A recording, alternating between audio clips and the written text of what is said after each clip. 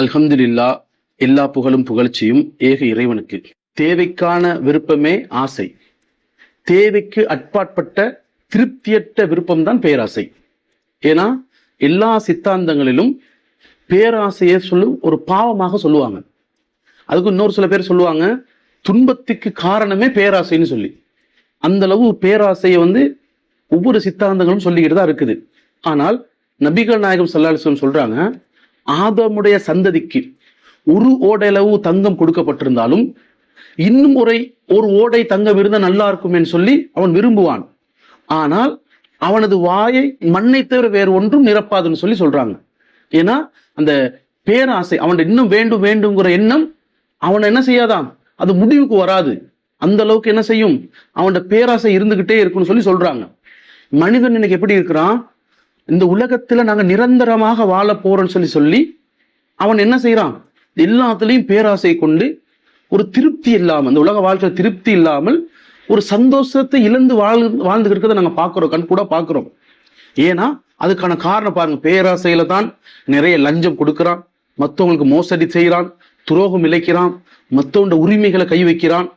அதுவும் அந்த பேராசையின் காரணமாக வருமானத்தை கூட திரட்டுறத கூட ஹராமான இறைவனுக்கு விலக்கப்பட்டதை கூட என்ன செய்யறான், சம்பாதிக்கிறத பாக்குறோம். அதுவும் இன்றைய முஸ்லிம்களை நீங்க பாத்தீங்கன்னா, முஸ்லிம் சமூகத்துக்கு இறைவன் கட்டளை இருக்குது, சொத்துக்களை அந்த சொத்துக்களை வாரிசு சொத்துக்களை முறையாக அதை பிரிக்கணும்னு சொல்லி இருக்குது. ஆனா நிறைய மனித சமூகத்துல முஸ்லிம்கள் சொத்துரிமையில மிகப்பெரிய அந்த உறவுகளுக்கு துரோகம் செய்யறத பாக்குறோம், கண்கூடாக பாக்குறோம். என்ன காரணம், அந்த உலக பேராசை, எனக்கு தனக்குங்கிற ஒரு எண்ணம். அதுலயும் நபிகள் நாயகம் ஸல்லல்லாஹு அலைஹி வஸல்லம் சொல்றாங்க, அதுக்கு அழகான ஒரு விளக்கம் சொல்றாங்க. அது எப்படி பேராசை எப்படி கட்டுப்படுத்தணும்னு சொல்லி சொல்றாங்க. எப்படி சொல்றாங்க, உங்களுக்கு அதிகமாக செல்வம் இருக்கிறது, அதிகமா இருக்கும்போது செல்வம் அன்று, நிறைய எனக்கு வசதி வாய்ப்பு இருக்கிறது தான் செல்வம் இல்ல, மாறாக போதுமென்ற மனமே உண்மையான செல்வம்னு சொல்லி சொல்றாங்க. அழகான ஒரு அழகான முறை. எப்படி போதும், எனக்கு கிடைச்சது இறைவன் கொடுத்தது அல்ஹம்துலில்லாஹ் போதும்னு சொல்லி சொல்றாங்க. அதே மாதிரி மனிதன் இயற்கையான தன்மை தான் தன்னை விட உயர்ந்தவரை பார்க்கறதுக்கு தான் அவர் அப்படி இருக்கிறாரே, நம்ம குறைவா இருக்கிறோங்கிற எண்ணம் வந்துகிட்டு இருக்கும். அதுதான் சொல்றாங்க, தன்னை விட உயர்வாரவரை கண்டீங்கன்னா தன்னை விட கீழே உள்ளவளை பாருங்க. என்ன காரணம்னு சொல்லலாம், இறைவன் அருட்கொடைகளை நாங்க அவன் கொடுத்த அருட்கொடைக அற்பமாக எண்ணாமல் நாங்க போதும்னு சொல்லி என்ன செய்வோம், நாங்க இறைவன் அந்த அருட்கொடையில பொருந்தி கொள்வோம்னு சொல்லி நபிகள் நாயகம் ஸல்லல்லாஹு அலைஹி வஸல்லம் சொல்றாங்க. ஏன்னா நம்மளை விட நம்ம கீழே பார்க்கும்போது நாங்க எந்த அளவு நல்லா இருக்கும்னு சொல்லி விலகும், எல்லாத்துக்குமே அந்த அளவு சந்தோஷமா இருக்கிறோம். ஆனா எங்களுக்கு என்ன செய்யும், உயர்ந்தவங்களை பார்க்க விட தாழ்ந்தவங்களை பார்த்து திருப்தி அடைஞ்சிக்கணும்னு சொல்லி நபிகள் நாயகம் ஸல்லல்லாஹு அலைஹி வஸல்லம் சொல்றாங்க. அதுலயும் இந்த உலகத்துல எப்படி ஒரு கஞ்சம் கலந்த பேராசை, உலகத்துல எப்படி இருக்கு, இப்படி வாழ்ந்து கஞ்சம் கலந்த பேராசை.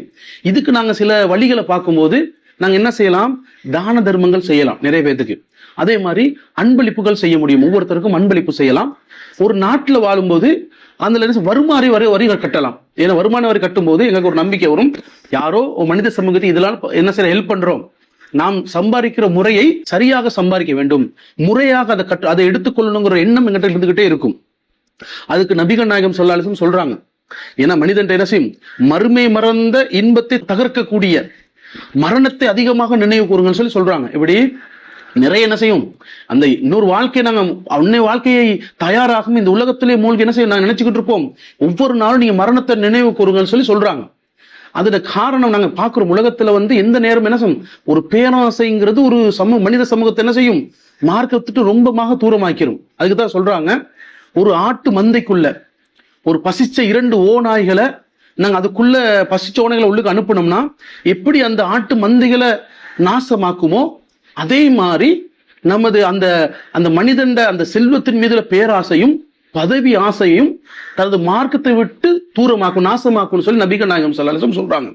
இதுல இருந்து என்னது, அவன் அந்த பேராசையில வரும்போது அவன் இறைவனை சந்திக்கிறத மறுத்துருவான், அந்த முறையாக வாழ்றத மறுத்துருவான். அப்படியே என்ன செய்வான், அந்த பேராசை அவனே அழிச்சு கொள்றதை நாங்க பார்த்துக்கிட்டு இருக்கிறோம். அதுதான் நபிகள் நாயகம் ஸல்லல்லாஹு அலைஹி வஸல்லம் சொல்றாங்க. இறைவனும் சொல்றான், இப்படி இந்த உலக வாழ்க்கையில வாழும்போது இந்த உலகத்துல ஆசைப்பட்டு உலகத்துல நிம்மதியா வாழலாம், எதையும் அனுமதிக்க முடியும்.